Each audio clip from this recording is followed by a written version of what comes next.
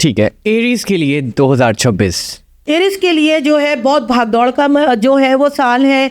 ज़हनी तौर पे बड़ी टेंशन रह सकती है। प्लस ये कि उनके लिए सिर्फ काम के अंदर उनके जो बॉसेस हैं वो थोड़े से काम ज़्यादा दे सकते हैं। थोड़ा सा क्रिटिकल उनके लिए काम के हवाले से है।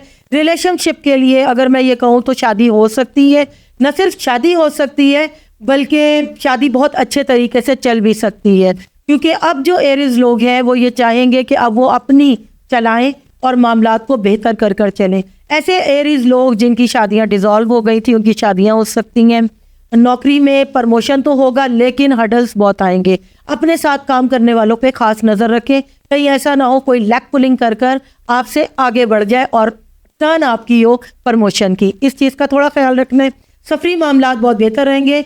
हाँ, मैं ये कहूँगी कि एरीज के लिए जो है सफ़र के साल है, इनका सफ़र होते रहेंगे, आना जाना इनका लगा रहेगा, चाहे बैरून मुल्क का हो चाहे ये डोमेस्टिक फ़्लाइट्स लें, इन लोगों के सफ़र नज़र आ रहे हैं। औलाद के मामले में इनके बहुत अच्छा साल है। औलाद की कोई खुशी मिल सकती है इनको। जो औलाद चाहते हैं उनकी औलाद हो सकती है, जिनके बच्चे जवान हैं बड़े हैं उनकी शादी की, या फिर उनके यहाँ औलाद की खुशी भी उनको मिल सकती है।